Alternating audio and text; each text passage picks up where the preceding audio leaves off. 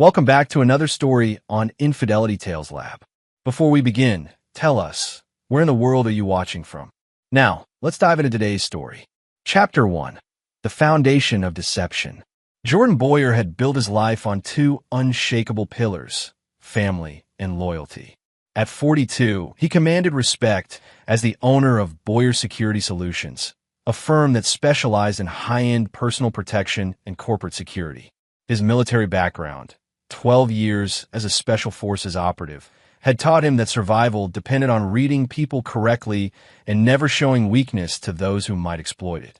The Boyer family home in suburban Connecticut reflected Jordan's success, a sprawling colonial on 3 acres, complete with state-of-the-art security systems that he'd installed himself.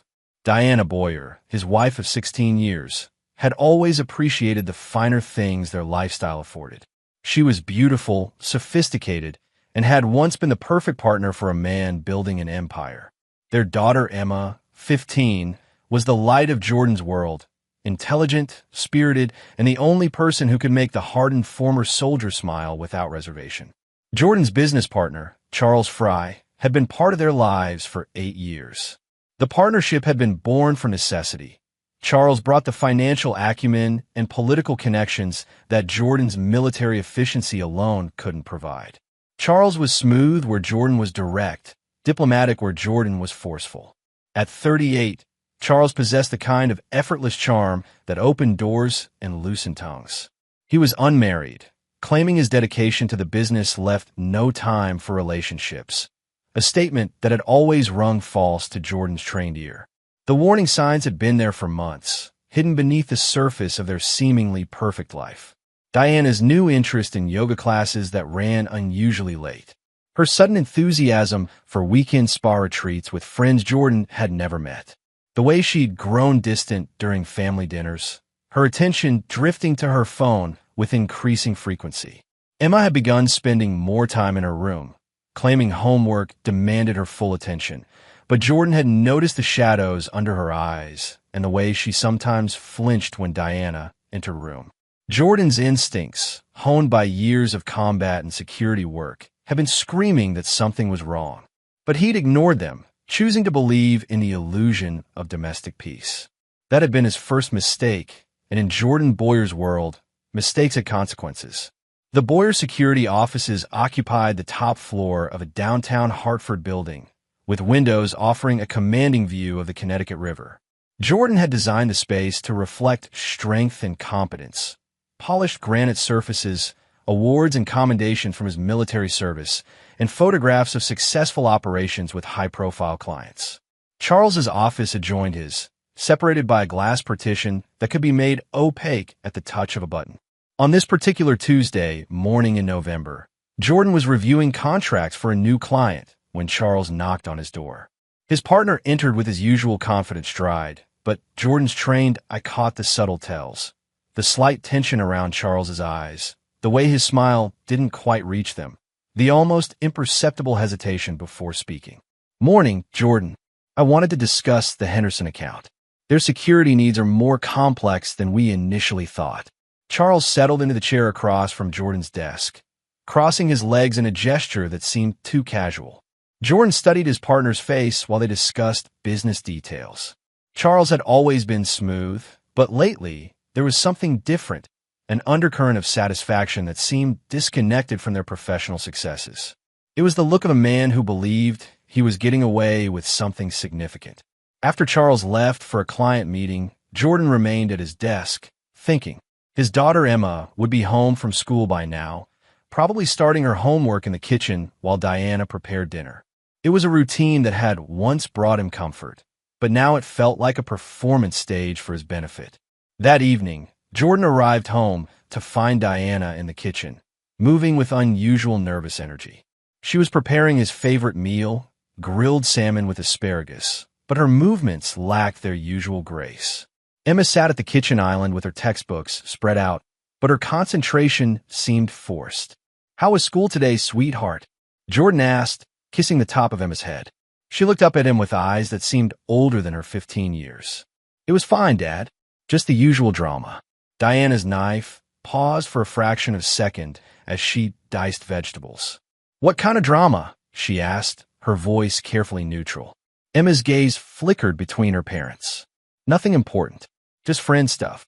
Jordan sat beside his daughter, recognizing evasion when he heard it. In his security work, he'd learned that people usually lied to protect themselves or someone they cared about. The question was, who was Emma protecting? "Emma, you know you can talk to me about anything, right?" Jordan's voice carried the gentle authority that had once calmed panicked clients under threat. For a moment, Emma's composure cracked. Her eyes filled with tears, she quickly blinked away. "I know, Dad. Sometimes things are complicated." Diana set down her knife and turned to face them, her expression unreadable. "Emma's been stressed about her college prep courses. Haven't you, honey?" The exchange felt rehearsed, and Jordan's instincts sharpened. Something was happening in his house, under his protection, and he was being kept in the dark. For a man who'd built his reputation on seeing threats before they materialized, the realization was both infuriating and galvanizing. After dinner, Jordan excused himself to his home office, a soundproofed room where he often worked on sensitive cases. He activated the security monitoring system, not to spy on his family, but to review the logs from recent weeks. The timestamps revealed patterns he'd been too trusting to notice. Diana's frequent afternoon absences, always during Emma's school hours.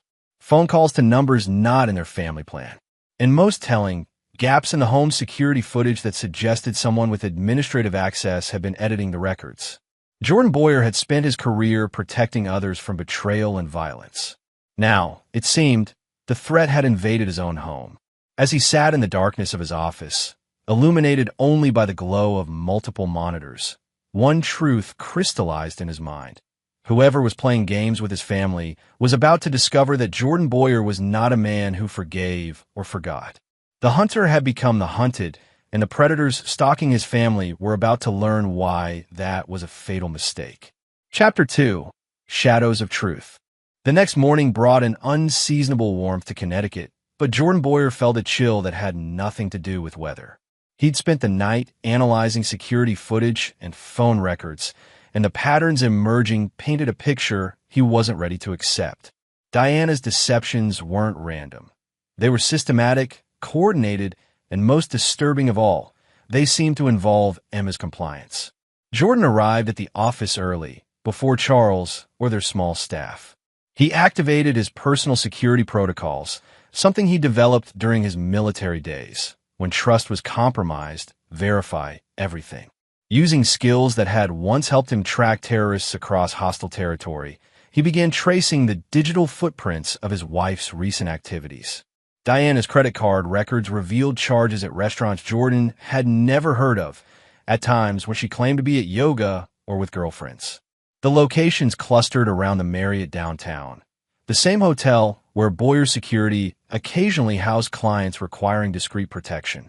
Phone records showed regular calls to a disposable cell number, always lasting between 15 and 30 minutes, always during school hours when Emma would be away. Charles arrived at 9, his usual Tuesday routine including coffee and pastries from the bakery across the street.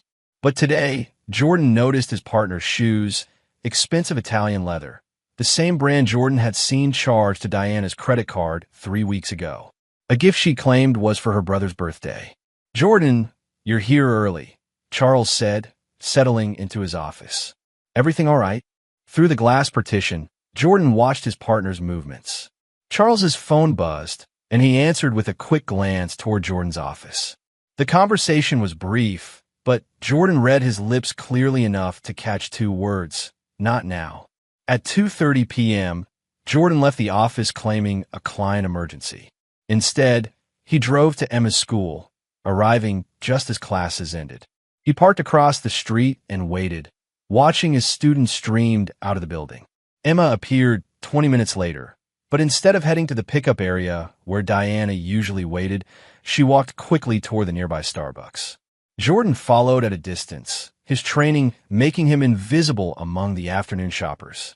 Inside the coffee shop, Emma sat at a corner table, her phone pressed to her ear. Even from across the room, Jordan could see she was crying. "Mom, I can't keep doing this. Emma's voice carried just far enough for Jordan to catch fragments. He's going to find out. It's not fair to him. Jordan moved closer, positioning himself behind a display rack where he could observe without being seen. Emma's conversation continued, her distress obvious. I know what you said about protecting the family, but Dad isn't the enemy here. Charles promised this would be over by now. I'm scared of what Dad will do when he finds out. The words hit Jordan like physical blows. His 15-year-old daughter was being used as a pawn in whatever game Diana and Charles were playing. The protective fury that had once driven him through enemy territory began building in his chest, cold and focused. Emma ended the call and sat staring at her phone, tears streaming down her face.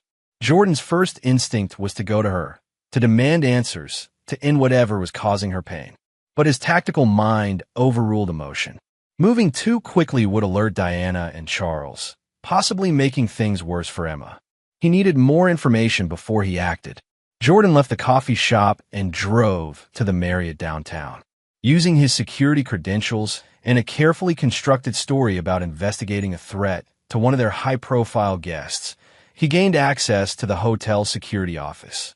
The footage from the past month told the story his heart had been denying Diana and Charles, arriving separately but meeting in the elevator. Their body language spoke of intimacy, shared secrets, and worst of all, planning. The final piece of evidence came from the hotel's restaurant receipts. Charged to room 1247, registered under Charles's name, were dinners for 3 people on 4 separate occasions over the past 6 weeks. The timestamps coincided with Emma's claimed tutoring sessions that Jordan now realized had never existed. Driving home that evening, Jordan's mind shifted into operational mode. His family was under attack from within, and his daughter was being traumatized by people she should have been able to trust. The situation required the same systematic approach he'd used in hostile territory: gather intelligence, identify weaknesses, plan decisive action, and execute without mercy. At home, Diana greeted him with a smile that now looked plastic, carefully applied. "How was your day, honey? You seem tense." "Just the usual client demands," Jordan replied, studying her face. "How was your yoga class?" Diana's smile flickered for just a moment. "Challenging." The instructor introduced some new poses that really tested our flexibility. Emma appeared in the kitchen doorway, her eyes red-rimmed but dry. She looked at her father with an expression that broke his heart, love mixed with fear and guilt. "Dad, can we talk later?" "About things." Jordan felt the weight of his daughter's burden, carried alone for too long. "Of course, sweetheart. Whenever you're ready." Diana moved quickly to the stove, her movements sharp with anxiety. "Emma, why don't you help me with dinner? Your father's had a long day." The protective positioning was subtle but clear to Jordan's trained eye. Diana was trying to control the conversation, to limit Emma's access to him. It was a tactical error that revealed just how desperate the situation had become. That night, after Diana fell asleep, Emma knocked softly on Jordan's office door. She entered hesitantly, like a soldier approaching a commanding officer with bad news. "Dad, I need to tell you something, but I'm scared." Jordan turned from his desk, giving his daughter his full attention. "Emma, there's nothing you could tell me that would make me love you less. But there are things you could keep from me that might make it impossible for me to protect you." The words seemed to unlock something in Emma. She collapsed into the chair across from his desk and began to cry. Not the careful tears he'd witnessed at the coffee shop, but the desperate sobs of a child who'd been carrying an adult's burden for too long. "Mom and Uncle Charles, they're together, Dad. And they made me promise not to tell you because they said it would destroy our family. But it's destroying me instead." Jordan moved around the desk and pulled his daughter into his arms, feeling her tremble against him. The rage building inside him was nuclear, but his voice remained gentle. "How long, sweetheart?" "Since the summer. Mom said Charles was helping her plan a surprise for your birthday, but then I saw them at the hotel. They took me to dinner and explained that adults sometimes have complicated relationships and that you could never understand because you're too rigid about loyalty." The psychological manipulation of his child ignited something primordial in Jordan Boyer. They hadn't just betrayed him. They'd weaponized his daughter's love and loyalty, turning her into an accomplice in her own father's humiliation. Emma, listen to me carefully. None of this is your fault. None of it. Adults who put children in these positions are the ones who are wrong, not the children who get caught in the middle. Emma pulled back to look at him, hope flickering in her eyes. What are you going to do, Dad? Jordan's smile was cold and precise, the expression his enemies had learned to fear. I'm going to fix this, sweetheart, and I'm going to make sure no one ever puts you in this position again. As Emma finally slept peacefully for the first time in months, Jordan returned to his office and began planning. Charles Fry and Diana Boyer had made the mistake of assuming that loyalty was weakness, that trust was stupidity. They were about to learn that Jordan Boyer's greatest strength wasn't his military training or his business acumen. It was his absolute commitment to protecting what he loved, no matter the cost to those who threatened it. The war had begun, but they didn't know it yet. That would be their final mistake. Chapter 3. The Calm Before the Storm. Jordan Boyer had learned in the military that the most dangerous enemy was one who didn't know he was under attack. For the next 2 weeks, he played the role of the unsuspecting husband while methodically gathering intelligence and preparing his counteroffensive. Every smile at Diana felt like swallowing glass. Every handshake with Charles like touching a loaded weapon, but Jordan's discipline held firm. Emma's relief at sharing her burden was obvious. The dark circles under her eyes faded, and she began eating normally again. Jordan made sure to spend extra time with her, taking her out for father-daughter dinners and helping with her college applications. During these moments, Emma gradually revealed more details about how Diana and Charles had manipulated her. They said you were too controlling, Dad, that you'd overreact and probably hurt someone if you found out. Mom said Charles was helping her find ways to make you less intense. Emma's voice carried the confusion of a teenager trying to understand adult deceptions. They made it sound like they were protecting you from yourself. Jordan filed away each revelation, building a psychological profile of his enemy's tactics. They'd painted him as unstable, potentially violent, setting the stage for some future narrative where they would be the victims of his unreasonable response to their harmless affair. At Boyer Security, Jordan began implementing what he called succession planning. He gradually shifted Charles's access to sensitive accounts and information, claiming it was part of a broader reorganization to prepare for their upcoming expansion. Charles accepted the changes with minimal resistance, too focused on his personal schemes to recognize a professional death spiral. Jordan's research into Charles's background revealed fascinating details he'd never bothered to investigate during their partnership. Charles Fry wasn't just unfaithful. He was pathologically opportunistic. His previous business ventures showed a pattern of charming his way into partnerships, then systematically undermining his collaborators while positioning himself to take control. Diana wasn't his first married woman. She was simply his most financially promising conquest. The breakthrough came when Jordan discovered Charles's storage unit, rented under a false name, but paid for with a credit card linked to Boyer Security's corporate account. Using his security contacts, Jordan gained access and found boxes of documents, financial records, photographs, and most damning of all, recordings of Diana discussing Jordan's business dealings, client lists, and personal information that could be used for blackmail or corporate espionage. Charles hadn't just seduced Diana. He'd turned her into an intelligence asset against her own husband. The recordings were extensive, dating back almost a year. Diana's voice, initially hesitant, grew more confident as she provided details about Jordan's high-profile clients, their security arrangements, and their personal vulnerabilities. The final recording, dated just 3 days ago, featured Diana and Charles discussing their timeline. Jordan's military pension vests fully next year. Diana's voice was clinical, businesslike. Once we have the client list secured and the offshore accounts established, we can file for divorce. With the right attorney, I'll get half of everything, plus child support. Jordan will be too proud to fight dirty. Charles's response chilled Jordan's blood. And if he does fight dirty, we have enough information about his clients to create significant legal problems for him. A man with his background, involved with the kind of people he protects, the authorities would love to investigate those connections. They weren't just planning to leave him. They were preparing to destroy him professionally and personally, using his daughter as a weapon and his honor as a weakness. That evening, Jordan sat in his office reviewing financial records with newfound urgency. Boyer Securities' accounts showed subtle irregularities, expense reports that didn't quite add up, client payments that had been redirected to secondary accounts Charles controlled, and invoices for services that Jordan couldn't verify. The theft was sophisticated, designed to be discovered only after Charles had vanished with his stolen fortune. Jordan's phone buzzed with a text from Emma. "Dad, Mom's going out tonight. Says she has a book club meeting." I know it's not true.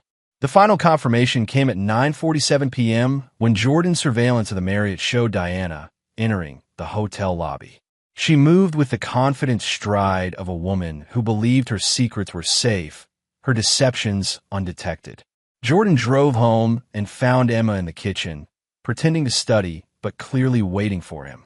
"Emma, I need you to do something for me, and I need you to trust me completely." His daughter looked up with eyes that held more maturity than any 15-year-old should possess. "What do you need?"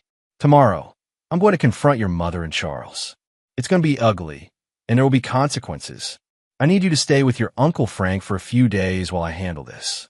Frank Boyer, Jordan's older brother, was a federal prosecutor who understood the importance of protecting family while ensuring justice was served. He would keep Emma safe while Jordan did what needed to be done. Emma nodded solemnly. "Will Mom be okay?" Jordan's smile was grim. "Your mother made her choices, sweetheart. Now she gets to live with the consequences. But you're innocent in all this, and I'll make sure everyone knows that." The next morning, Jordan implemented the final phase of his intelligence gathering. Using Boyer Securities' legitimate surveillance capabilities, he documented Diana and Charles's meeting at the hotel, their discussion in the restaurant, and their return to room 1247. The footage was comprehensive, time-stamped, and legally obtained through the hotel's existing security contract with Boyer Security. At 3 p.m., Jordan's phone rang. Charles's voice was casual, unsuspecting. "Jordan, I need to leave early today. Client emergency in New York. I'll be back tomorrow." "No problem, Charles. Handle what you need to handle." Jordan hung up knowing it was the last conversation they would have as partners. By tomorrow, Charles Fry would understand that his greatest mistake hadn't been betraying Jordan Boyer's trust. It had been underestimating the consequences of that betrayal.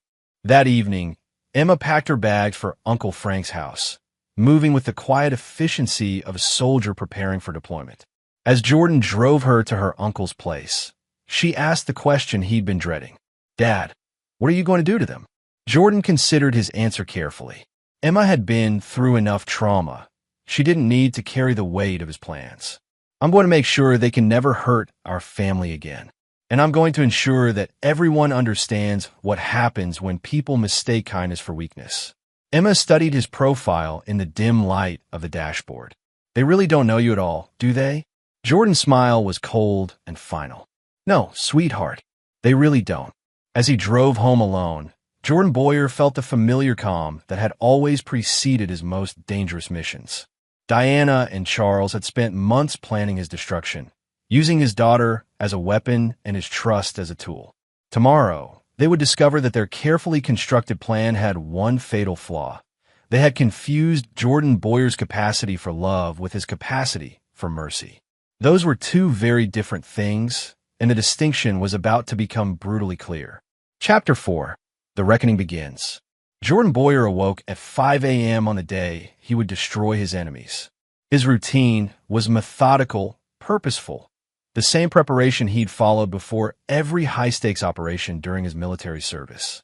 Black coffee, tactical clothing that looked professional but allowed for complete freedom of movement, and a final review of his plan. The beauty of Jordan's approach lay in its simplicity. He would use the legal system and Charles's own greed to construct a trap from which there would be no escape. By 6 a.m., he was at Boyer Securities' offices, implementing the final phase of his preparation. Jordan activated his executive privilege to access all company financial records, downloading everything to encrypted drives.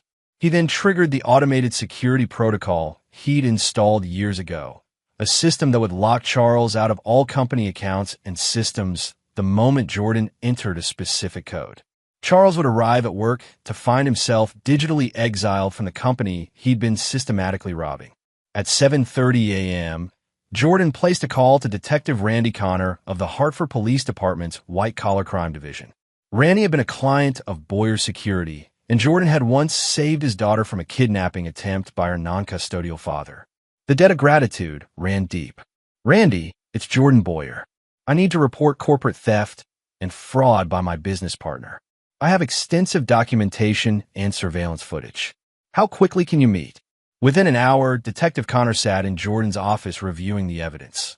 Charles's storage unit filled with stolen documents, the offshore accounts funded by money diverted for Boyer Security, and most damning of all, the recordings of Diana providing confidential client information. "Jesus, Jordan, this isn't just theft, it's corporate espionage. Some of your clients are federal officials, foreign diplomats. This could be a national security issue." Randy's expression was grim. "How long have you known?" "I discovered it yesterday. My first priority was gathering enough evidence to ensure conviction. Charles Fry is smart, connected, and charming. I needed an airtight case." Randy studied the financial records with the practiced eye of a veteran investigator. The theft alone is good for 10 years. The espionage charges could put him away for life. "What about your wife's involvement?" Jordan's jaw tightened. "Diana was manipulated by Charles, used as an asset. She provided information under the belief that she was helping him plan a business surprise for me. I want him prosecuted to the full extent of the law. As for Diana..." Jordan paused, his voice becoming colder. "Her punishment will be more personal." At 9:15 a.m., Charles arrived at the office with his usual confident swagger, completely unaware that his digital world had already collapsed. Jordan watched through the glass partition as Charles attempted to log into his computer, his expression shifting from confusion to concern as system after system denied him access. Charles knocked on Jordan's door, his charm beginning to crack around the edges. "Jordan, I'm having some technical issues. All my access seems to be down." "Come in, Charles. We need to talk." Charles entered and took his usual seat, but Jordan remained standing, a position of dominance that immediately shifted the dynamic. "Charles, I'm going to give you one chance to explain the $50,000 missing from our operating account, the client files in your storage unit, and the recordings of my wife discussing confidential business matters." The color drained from Charles's face, but his training in deception kicked in quickly. "Jordan, I don't know what you're talking about. If there are financial irregularities, we should contact our accountant. The Hartford police are already reviewing our accounts. Detective Connor is preparing arrest warrants as we speak.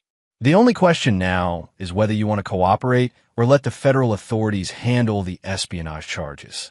Charles's mask finally slipped, revealing the calculating predator beneath. "You always were too rigid, Jordan. Too black and white. The business world requires flexibility, compromise. The business world requires trust. You violated that trust, stole from our clients, and used my family as weapons against me. That's not flexibility, Charles. That's betrayal." Charles stood abruptly, his demeanor shifting to open hostility. "Diana told me you'd react like this. All emotion, no logic. She's tired of living with a man who sees the world as a war zone. At least I could offer her a life of sophistication, of..." Jordan's movement was so swift that Charles didn't see it coming. One moment they were talking, the next Charles was pressed against the wall, Jordan's forearm across his throat, applying just enough pressure to communicate absolute serious intent without causing permanent damage. "Charles, I want you to listen very carefully. My wife may have been fooled by your charm, but I know exactly what you are. You're a predator who saw an opportunity and took it. You used my daughter's love for her mother to keep her silent about your manipulation. That's unforgivable." Jordan released the pressure slightly, allowing Charles to breathe. "The police will be here in 30 minutes. You can run, but the federal warrants will follow you anywhere in the world, where you can stay and face the consequences of your choices like a man." Charles's response was a sneer that revealed his true nature. "You think you've won? Diana's already filed for divorce. She'll get half of everything, including this company. And Emma? She'll understand eventually that her mother deserves happiness, even if you're too selfish to. Jordan's hand moved to Charles's throat again, this time with unmistakable lethal intent. If you ever mention my daughter again, the police will be investigating a very different kind of crime. Do we understand each other? Charles nodded frantically, and Jordan stepped back. At that moment, Detective Connor appeared in the doorway with two uniformed officers. Charles Fry, you're under arrest for corporate theft, fraud, and conspiracy to commit corporate espionage. As they read Charles's rights and led him away in handcuffs, Jordan felt the first wave of satisfaction. Phase 1 was complete. Charles would spend the next decade in federal prison, his charm useless against concrete walls and steel bars. But Charles was just the opening move. Diana's reckoning was yet to come, and it would be far more personal, far more devastating, and completely legal. At 11 a.m., Jordan drove home to find Diana in the kitchen, apparently preparing lunch with unusual enthusiasm. She looked up as he entered, her smile bright but nervous. "Jordan, you're home early. I thought you had meetings all day. My schedule cleared up unexpectedly. Diana, we need to talk." Something in his tone made her freeze, her smile becoming brittle. "What about?" Jordan placed a tablet on the kitchen counter and pressed play.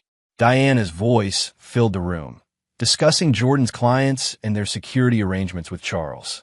As the recording played, Jordan watched his wife's face cycle through denial, fear, and finally, desperate calculation. "Jordan, I can explain. Charles said he needed that information for planning to destroy me professionally and personally while stealing my money and manipulating my daughter." Jordan's voice carried the cold precision of a military tribunal. "Diana, Charles was arrested this morning. He's facing federal charges that will put him in prison for the rest of his life." Diana's composure cracked completely. "You don't understand. Charles and I, we love each other. He was going to take care of me, give me a life built on betraying your husband and traumatizing your daughter." Jordan's interruption was surgical in its precision. "Diana, you have a choice to make. You can walk away from this marriage quietly, with a reasonable settlement that allows you to start over. Or you can fight me in court, where these recordings and your participation in corporate espionage will become public record." Diana's face hardened, revealing a coldness Jordan had never seen before. "You can't threaten me, Jordan. I know your secrets too. I know about your clients, your methods. My methods are legal and documented. Your boyfriend's methods landed him in federal custody. Choose wisely, Diana." For the first time in their marriage, Jordan saw his wife clearly, not as the woman he'd loved, but as the calculating opportunist she'd become. The grief of that realization was profound, but it was also liberating. Diana Boyer had made her choice months ago when she decided to betray her family. Now she would live with the consequences of that choice, one way or another. Chapter 5. The Hunt Intensifies. Diana Boyer had underestimated her husband's capacity for strategic thinking, but she wasn't ready to surrender. Over the next 3 days, while Charles sat in federal detention awaiting trial, Diana launched her own counteroffensive with the desperation of a cornered predator. Jordan returned home Wednesday evening to find his house emptied of Diana's belongings and a legal notice taped to the refrigerator. Diana had filed for emergency divorce proceedings, claiming domestic abuse and threatening behavior. The petition requested immediate restraining orders, temporary spousal support, and emergency custody of Emma pending a full hearing. Jordan read the document with the detached professionalism of a man reviewing an enemy's battle plan. Diana's attorney, Matthew Clark, a high-priced divorce specialist known for destroying men in custody battles, had crafted a narrative that painted Jordan as a controlling, potentially violent ex-soldier who had threatened his wife's lover and was using his security business to intimidate witnesses. The restraining order would prevent Jordan from accessing his own home or contacting his wife. The emergency custody petition claimed that Emma was in danger from her father's increasingly erratic and violent behavior following the discovery of Diana's friendship with Charles. Diana's masterstroke was the domestic abuse allegation. She claimed Jordan had a history of intimidating behavior, that his military background made him dangerous, and that his discovery of her relationship with Charles had triggered violent threats. She had even provided photographs of bruising on her arm, bruising that Jordan knew hadn't come from him. But Diana had made a crucial error. She'd underestimated Jordan's preparation and overestimated her own cleverness. Jordan immediately called his attorney, Frank Lamb, a former military lawyer who specialized in defending veterans against false allegations. Frank arrived at Jordan's office within an hour, reviewing the divorce petition with the intensity of a general studying enemy positions. "Jordan, these are serious allegations. If they stick, you could lose Emma, the house, and potentially face criminal charges. What's your response?" Jordan activated his office's secure presentation system, displaying the comprehensive surveillance footage he'd been gathering for weeks. "Frank, meet the real Diana Boyer." The evidence was devastating. Diana and Charles entering and leaving the hotel together, their intimate dinners, their discussions in the restaurant about using Jordan's client information, and most damning of all, footage from that very morning showing Diana meeting with Matthew Clark at his office, 2 hours before she'd filed the restraining order, claiming she was afraid to contact an attorney due to Jordan's threats. Frank studied the timeline with professional admiration. "She's claiming you threatened her Monday night, but here's footage of her calmly planning legal strategy Tuesday morning. This destroys her credibility." There's more. Jordan displayed the audio recordings. Diana provided confidential client information to Charles for almost a year. She's not just an adulterous wife. She's an accomplice to federal crimes. The final piece of evidence was medical records showing Diana's recent visits to a plastic surgeon. Visits that coincided with the dates she claimed Jordan had physically abused her. The bruising in her photographs wasn't from domestic violence. It was from cosmetic procedures she'd had done to support her false allegations. Frank's smile was predatory. "Jordan, by tomorrow morning, Diana Boyer is going to wish she'd taken your original offer. This evidence doesn't just refute her claims. It exposes her as a calculating criminal willing to destroy her family for financial gain." That evening, Jordan drove to his brother Frank Boyer's house to see Emma. She was waiting in the living room, her face pale with worry. "Dad, Mom called. She said terrible things about you, that you threatened her and Charles, that you might hurt me too. I told her she was lying, but she sounded so scared." Jordan sat beside his daughter, choosing his words carefully. "Emma, your mother is trying to rewrite history to justify her actions. The woman who called you isn't the mother you grew up with. She's someone who's desperate to avoid consequences for her choices." Emma's eyes filled with tears. Why is she doing this? Why can't she just admit she was wrong and try to fix things? Because some people, when they're caught in lies, double down instead of taking responsibility. Your mother has convinced herself that she's the victim in this situation, which means everyone else, including you and me, becomes the enemy. Jordan's phone buzzed with a text message. The number was unfamiliar, but the message was clear. "Drop the charges against Charles or Emma gets hurt." Some accidents are hard to prevent. Jordan's blood turned to ice. They weren't just threatening him anymore. They were threatening his daughter. He immediately called Detective Connor, forwarding the threatening message. Within minutes, Randy arrived at Frank Boyer's house with 2 patrol units. "Jordan, this escalates everything. Threatening a minor is federal territory. I'm calling the FBI." But Jordan's mind was already shifting into combat mode.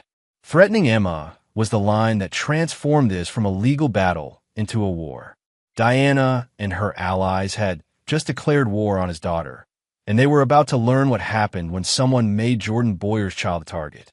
"Randy, I want full protection for Emma.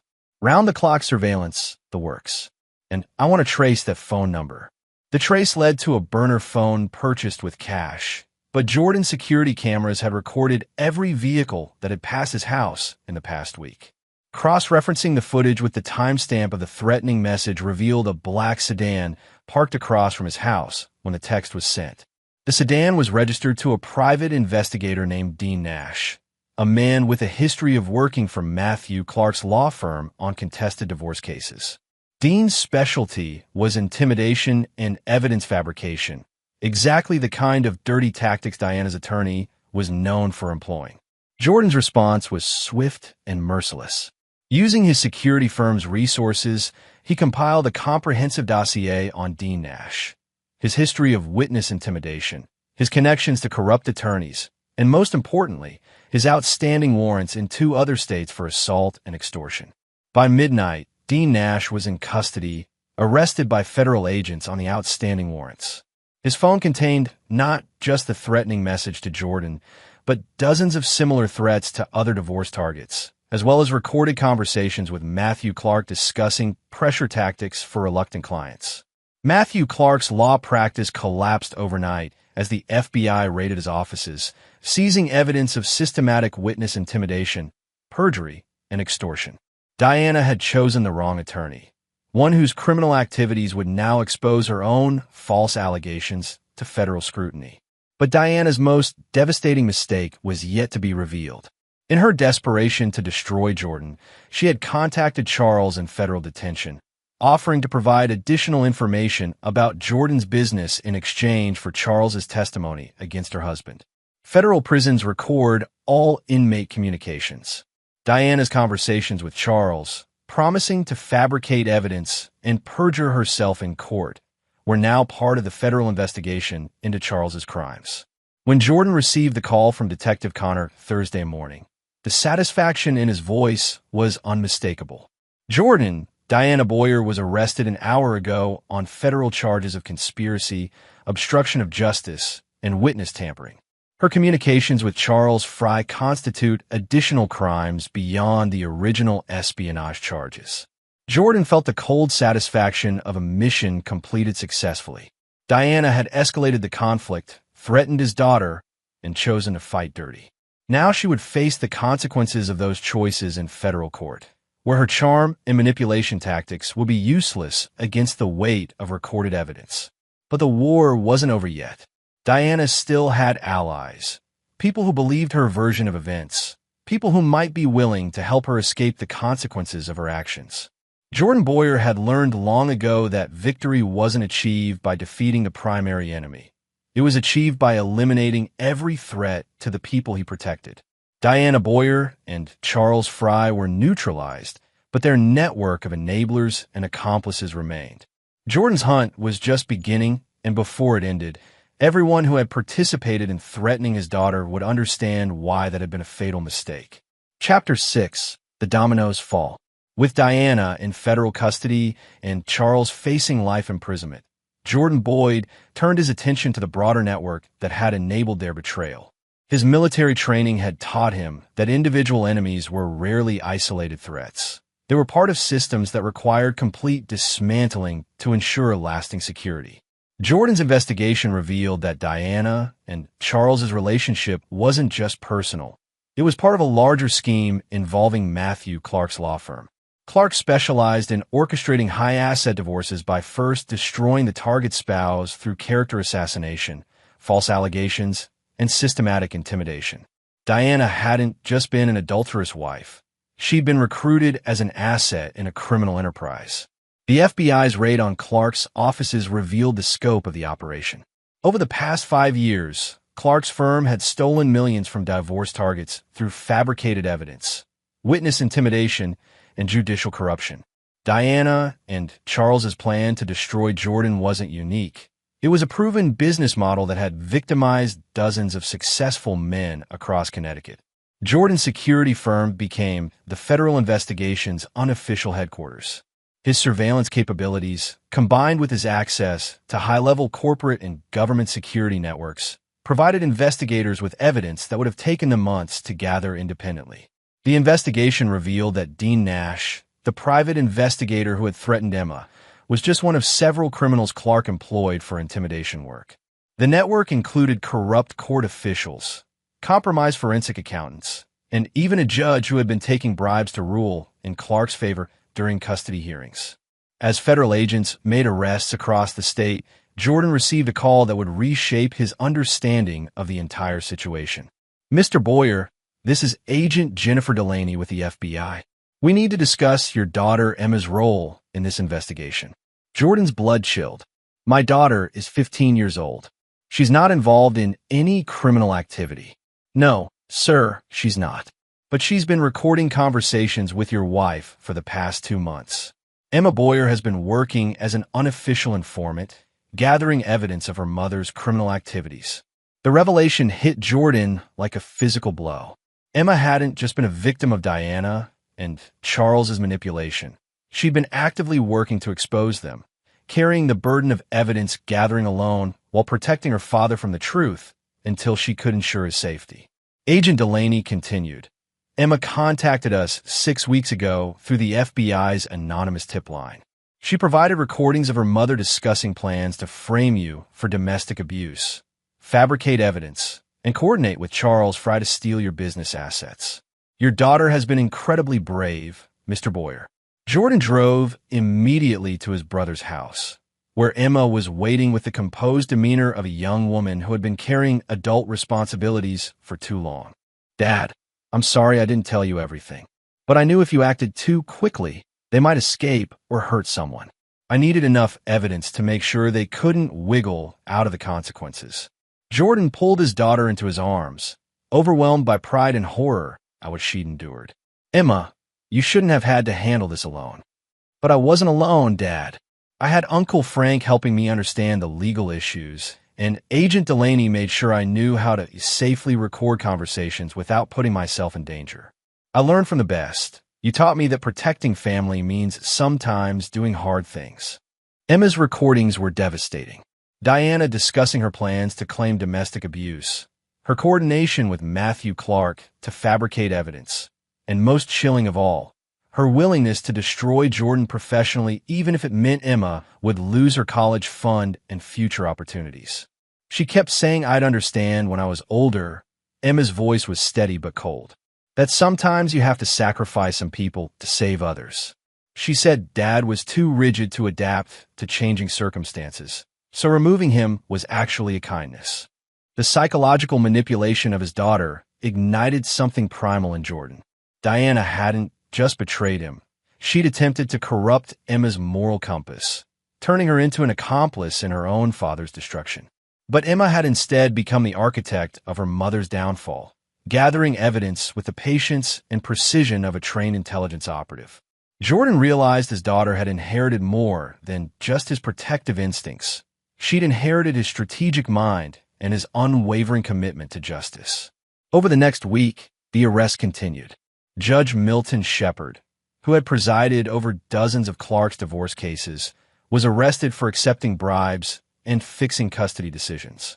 Court clerk Sonia Godfrey was charged with falsifying documents and selling confidential case information. The corruption extended from street-level criminals like Dean Nash all the way to the state's superior court system. Charles Fray's interrogation revealed additional co-conspirators. Facing life imprisonment, he provided information about other business partners he'd betrayed, clients he'd defrauded, and offshore accounts where stolen money had been hidden. His charm had finally failed him completely. Faced with concrete evidence and certain conviction, he became a cooperative witness eager to reduce his sentence. Diana's situation was more complex. Her federal charges were serious, but her cooperation could potentially reduce her sentence from decades to years. Agent Delaney offered Jordan the opportunity to influence Diana's plea agreement. Mr. Boyer, your wife's information has been valuable in uncovering the broader conspiracy. If she continues to cooperate and provides testimony against the remaining defendants, we could recommend a reduced sentence. What are your thoughts? Jordan's response was immediate and final. Agent Delaney, my wife threatened my daughter, participated in federal crimes, and attempted to destroy an innocent man's life for financial gain. I want her prosecuted to the full extent of the law. No deals, no reductions, no mercy. The message was clear. Jordan Boyer was not interested in reconciliation, forgiveness, or second chances. Diana had made her choice when she'd involved Emma in her criminal conspiracy. Now she would face the full consequences of that choice. The media attention was intense, but carefully managed. Jordan's military record and his reputation in the security industry made him a sympathetic figure, a decorated veteran whose family had been destroyed by criminals who had specifically targeted him for his success and integrity. Emma handled the attention with remarkable poise, giving carefully crafted interviews that portrayed her as a brave young woman who had protected her father from a criminal conspiracy. Her composure and intelligence impressed everyone who met her, and several Ivy League universities reached out with early admission offers. As the trials began, Jordan sat in the courthouse watching his wife and her co-conspirators face justice. Diana's attempts to claim victimhood fell flat against the mountain of evidence Emma had gathered. Her recorded voice, planning Jordan's destruction with casual cruelty, destroyed any sympathy the jury might have felt. Charles Fry received a sentence of 25 years in federal prison. Matthew Clark got 30 years. Judge Shepard was sentenced to 15 years and lost his pension. Dean Nash received 12 years for his intimidation and extortion activities. Diana Boyer was sentenced to 18 years in federal prison for conspiracy, witness tampering, and her role in the corporate espionage against Jordan's clients. She will be 52 when released, her beauty faded, her charm irrelevant, and her future reduced to the consequences of her choices. At the sentencing hearing, Jordan was given the opportunity to address the court. His statement was brief and final. "Your Honor, the defendants targeted my family because they believe my loyalty and trust made me vulnerable. They were wrong. My loyalty and trust made me patient enough to gather the evidence needed to ensure they faced the full consequences of their crimes. They mistook restraint for weakness. That was their final mistake." As Diana was led away in shackles, she looked back at Jordan one last time. He met her gaze with the cold satisfaction of a man who had protected his family from predators and ensured they could never threaten innocent people again. Justice had been served, but Jordan Boyer's work wasn't finished. He had one final phase to complete, rebuilding his life and ensuring that Emma's future remained bright despite the darkness her mother had brought into their world. Chapter 7: Reconstruction and Renewal. With the criminal conspiracy dismantled and his enemies imprisoned, Jordan Boyer faced the challenge of rebuilding his life and his business while ensuring Emma's emotional recovery from the trauma of her mother's betrayal. The victory in court had been absolute, but victory always came with a cost that extended beyond the defeated enemies. Boyer's security had survived the investigation stronger than before. Federal agencies, impressed by Jordan's cooperation and the quality of his intelligence gathering, awarded his firm several lucrative government contracts.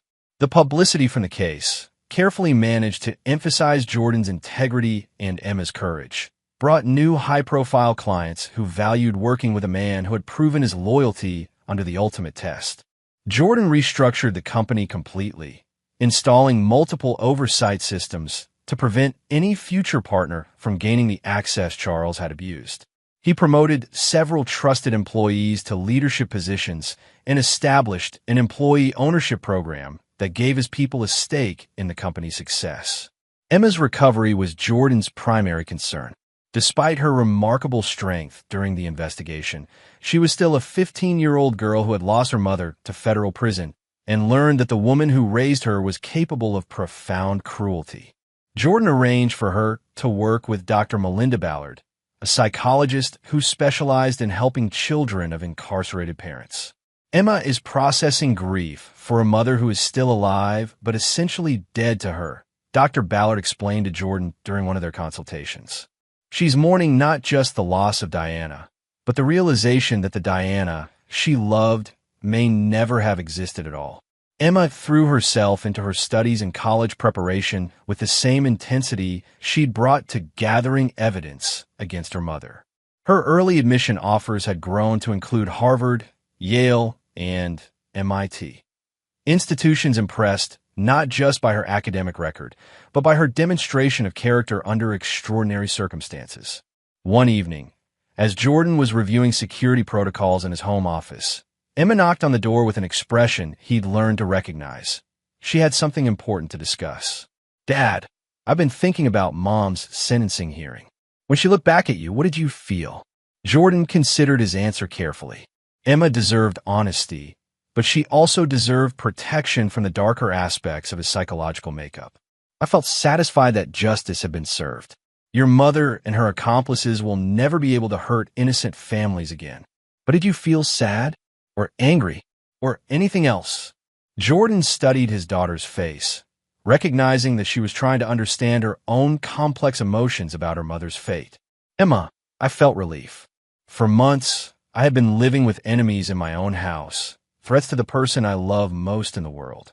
When your mother was sentenced, that threat was finally eliminated. I'm not capable of feeling sympathy for people who threaten you. Emma nodded slowly. I keep thinking I should miss her, but I don't. The woman in prison isn't the mother I remember. Maybe that mother never existed. It's like mourning someone who died, except they're still alive and still dangerous. Jordan's heart ached for his daughter's pain, but he was also proud of her clarity. Emma had inherited his ability to see truth clearly, even when that truth was painful. Emma, you don't owe your mother anything. Not love, not forgiveness, not even sympathy. She made choices that destroyed your ability to have a normal relationship with her. That's her fault, not yours. During this period of reconstruction, Jordan received an unexpected visitor. Frank Boyer knocked on his office door one afternoon with a grave expression. Jordan, we need to discuss Diana's appeals process. Her new attorney is claiming prosecutorial misconduct and trying to get her conviction overturned. Diana's new legal team, funded by her family's remaining assets, was arguing that the FBI had violated her rights by using Emma as an informant without parental consent. They claimed Jordan had manipulated a minor child to gather evidence against her mother, making Emma's recordings inadmissible. The appeal was legally complex but factually weak. Emma had contacted the FBI independently, without Jordan's knowledge or influence. Her decision to gather evidence had been her own, driven by her recognition that her mother was committing crimes and threatening her father. Agent Delaney met with Jordan to discuss the appeal strategy. Mr. Boyer, Emma's testimony will be crucial. The defense is going to try to portray her as a child who was manipulated by you into betraying her mother. We need to demonstrate that Emma acted independently, with full understanding of her actions.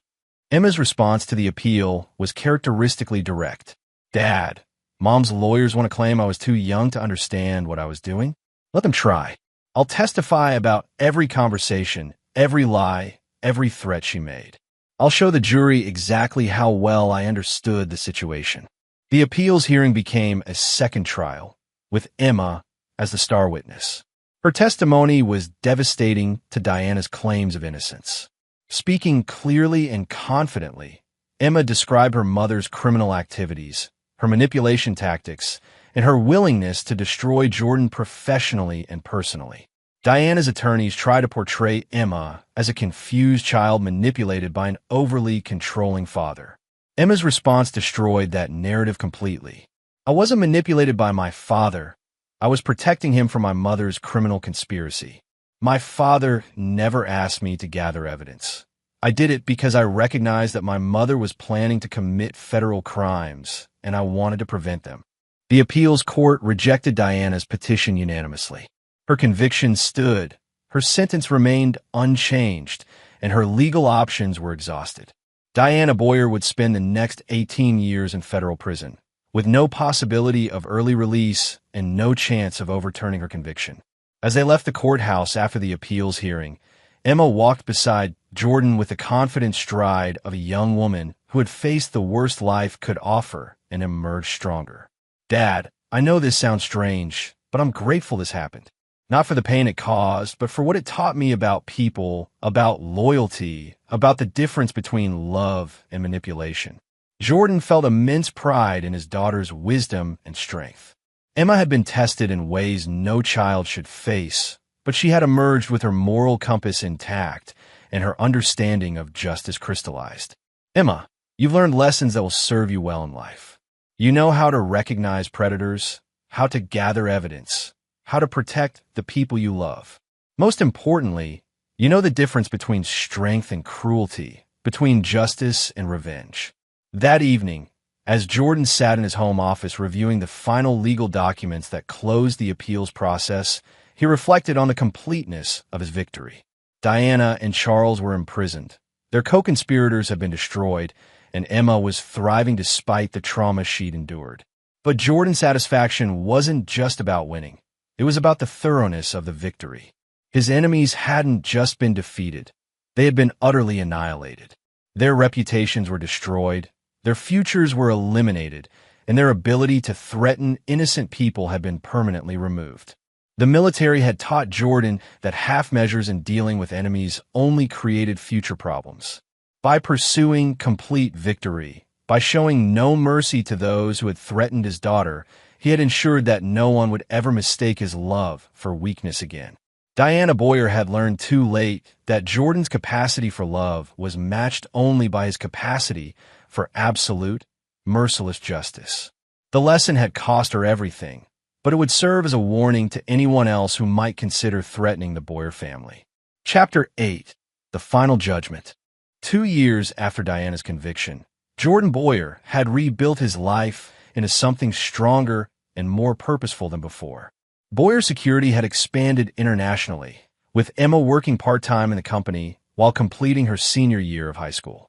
She had accepted early admission to MIT, where she planned to study cybersecurity, a field that would allow her to protect people from digital predators the way her father protected them from physical threats. The healing process had been gradual but complete. Emma showed no lingering trauma from her mother's betrayal. Instead, she displayed a mature understanding of human nature that impressed everyone who met her. She had learned to distinguish between love and manipulation, between loyalty and blind trust, between justice and revenge. Jordan's own recovery had taken a different form. The betrayal had burned away any remaining naivety about human nature, leaving behind a man who was more cautious in his trust, but no less committed to protecting the innocent. His reputation in the security industry had grown to legendary status. Clients knew that Jordan Boyer would die before allowing harm to come to those under his protection. On a cold February morning, Jordan received a call that would test the completeness of his victory.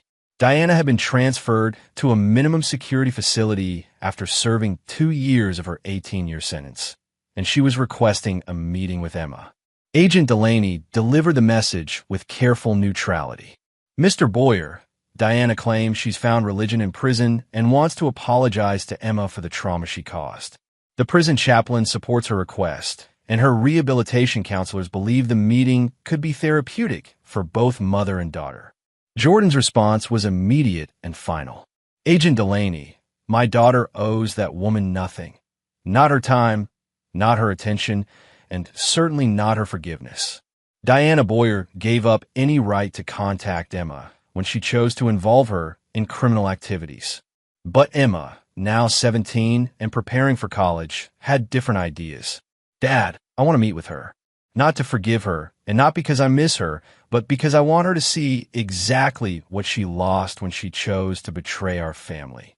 Jordan studied his daughter's face, recognizing the cold determination that had helped her survive Diana's manipulation. Emma wasn't seeking reconciliation. She was seeking closure on her own terms. Emma, if you meet with her, it has to be with my attorney present and full recording equipment.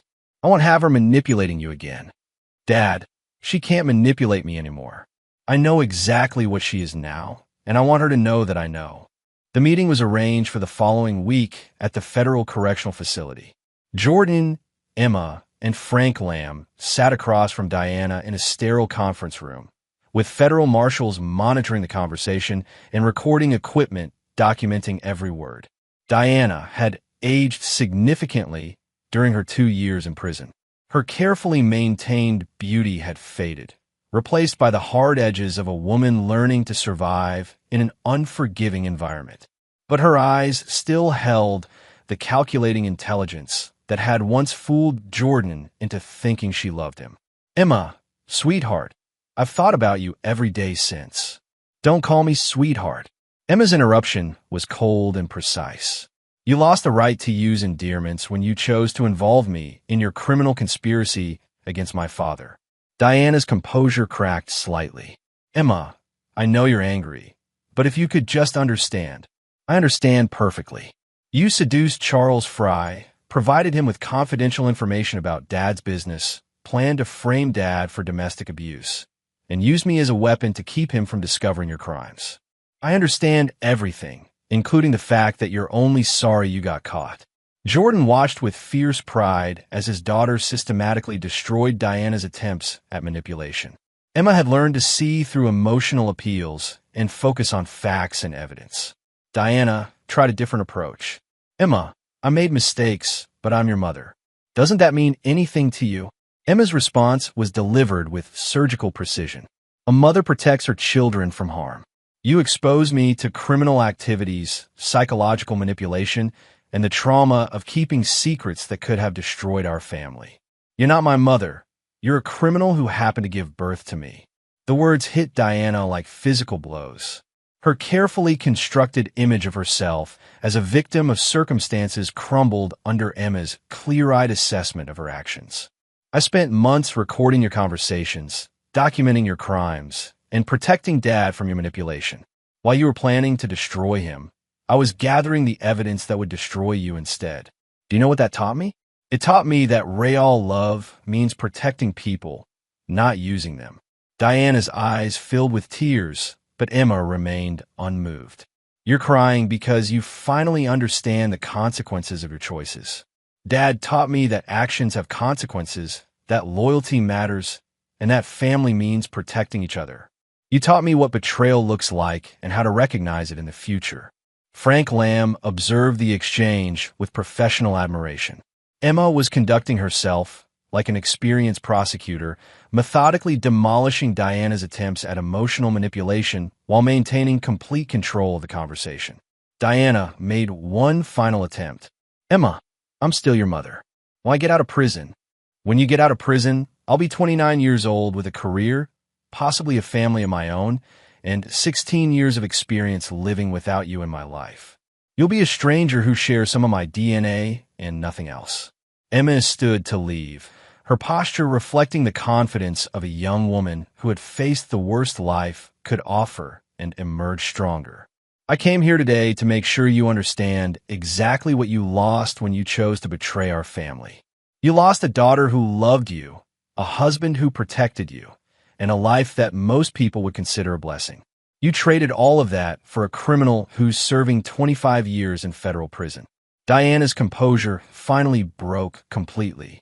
"Emma, please. Goodbye, Diana. I hope the next 16 years in prison give you time to think about whether your choices were worth what they cost you." As they left the prison, Jordan felt the final piece of closure clicking into place. Emma had faced her mother one last time and emerged victorious, demonstrating that Diana's attempts at manipulation had no power over her anymore. "How do you feel?" Jordan asked as they drove away from the federal facility. Emma was quiet for several minutes before responding. "I feel free, Dad. For 2 years, part of me wondered if I'd been too harsh, if maybe I should feel guilty about helping send her to prison. But seeing her today, watching her try to manipulate me even now, I know I made the right choice. She's exactly what I thought she was." Jordan reached over and squeezed his daughter's hand. "Emma, you saved our family. Your courage, your intelligence, your commitment to truth, you're everything a father could hope for in a daughter." Emma smiled, the first genuinely happy expression Jordan had seen from her in months. "Dad, I learned from the best. You taught me that protecting family means sometimes doing hard things, that loyalty is earned through actions, not words, and that justice matters more than forgiveness." As they drove home, Jordan reflected on the completeness of his victory. Diana and her co-conspirators were imprisoned, their lives destroyed by the consequences of their choices. Emma had emerged from the trauma stronger and wiser, with a clear understanding of her own worth and an unshakable moral compass. But most importantly, the Boyer family had been purged of weakness, betrayal, and false loyalty. What remained was stronger, more honest, and completely united against any future threats. Diana Boyer had taught her daughter and husband valuable lessons about human nature, the importance of vigilance, and the cost of misplaced trust. The education had been expensive, but it had been worth every sacrifice to ensure that such betrayal could never happen again. Chapter 9. Legacy of Strength. 5 years had passed since Diana's conviction, and the Boyer family name had been restored to its position of respect and influence. Jordan Boyer, now 47, commanded one of the most successful security firms on the East Coast, with clients ranging from Fortune 500 executives to foreign diplomats who trusted him with their lives. His reputation was built on an absolute commitment to protecting those under his care, backed by the knowledge that he had faced the ultimate test of loyalty within his own family and emerged victorious. Emma Boyer, now 22 and a graduate of MIT, with degrees in cybersecurity and criminal justice, had joined Boyer Security as head of digital investigations. Her expertise in tracking financial crimes and corporate espionage had made her one of the youngest and most sought-after specialists in the field. Her childhood trauma had been transformed into professional strength, allowing her to protect other families from the kind of betrayal she had experienced. The Boyer home had been rebuilt as well, not physically but emotionally. The rooms that had once echoed with Diana's lies and manipulation now reflected the honest, direct communication between a father and daughter who had survived the ultimate test of family loyalty. They worked together, planned together, and faced challenges together with the unshakable trust that only comes from surviving betrayal and choosing each other over the ones who had tried to destroy them. On a spring morning in May, Jordan received a call that would provide the final chapter in Diana's story. She had been killed in a prison fight, struck down by another inmate during a dispute over commissary privileges. The irony was not lost on Jordan. A woman who had spent her life manipulating others had finally encountered someone who couldn't be charmed, threatened, or reasoned with. Agent Delaney delivered the news with professional courtesy. "Mr. Boyer, I wanted to inform you personally before you heard it through other channels. Diana Boyer died yesterday at the Federal Correctional Facility. The investigation is ongoing, but preliminary reports indicate she was involved in an altercation with another inmate." Jordan felt no sadness, no regret, no sense of loss. Diana Boyer had died to him 5 years ago when she chose to threaten Emma. The woman who had been killed in prison was simply a criminal who had finally faced the consequences of a lifetime of manipulation and betrayal. Emma's reaction was equally clinical. "Dad, I need to ask you something, and I need an honest answer. Do you feel anything about Mom's death?" Jordan studied his daughter's face, recognizing that she was processing her own complex emotions about her mother's demise. "Emma, I feel relief. Diana Boyer was a threat to innocent people for her entire adult life. Her death means she can never hurt another family the way she tried to hurt ours." Emma nodded slowly. "I feel the same way. Not happy exactly, but relieved. Like a threat that's been hanging over us for 5 years has finally been removed." The funeral arrangements fell to Diana's sister, Maureen Hewitt, who had maintained a relationship with Diana throughout her imprisonment. Maureen contacted Jordan to inform him of the memorial service, making it clear that both he and Emma were unwelcome. "Jordan, I know you blame Diana for everything that happened, but she was still Emma's mother. Your daughter should have the chance to say goodbye." Jordan's response was cold and final. "Maureen, Diana stopped being Emma's mother when she chose to involve her in criminal activities. Emma said goodbye to Diana 5 years ago. She has no interest in attending a memorial service for a woman who tried to destroy her father."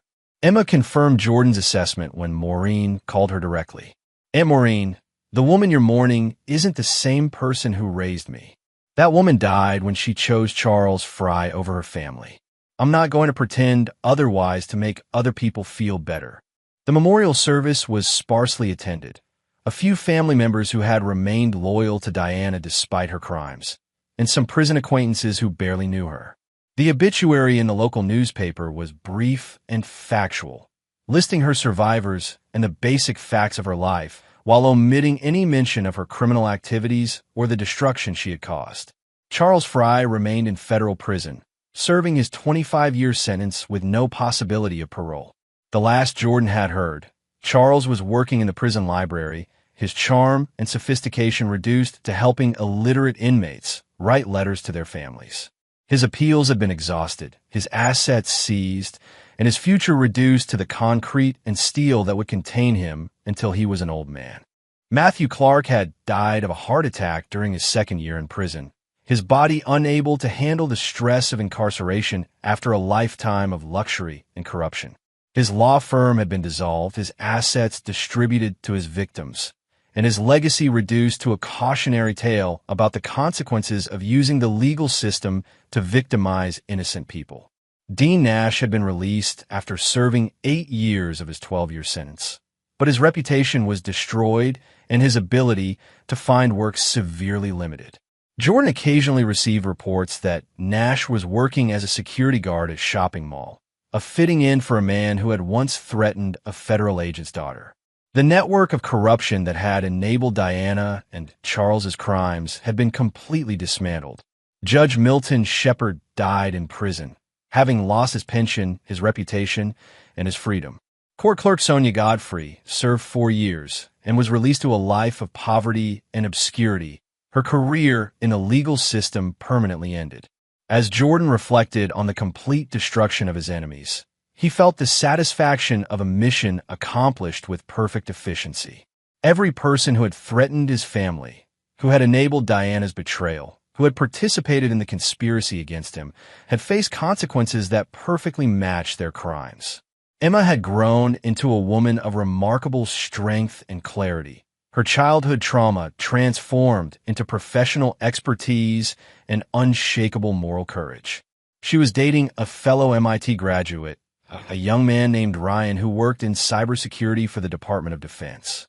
Jordan had thoroughly investigated Ryan's background and found him to be exactly what he appeared: honest, intelligent, and completely devoted to Emma.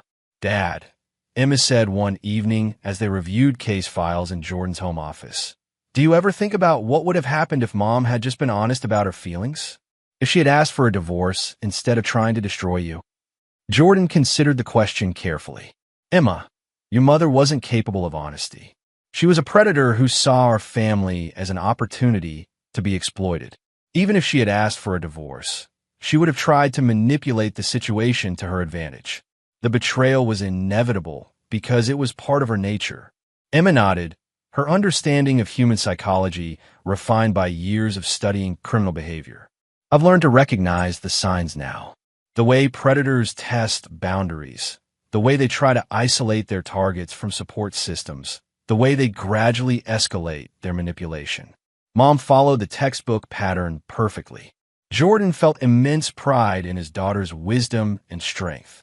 She had been tested in ways that would have broken many people, but she had emerged stronger, more perceptive, and completely committed to protecting others from the kind of predators who had once threatened their family.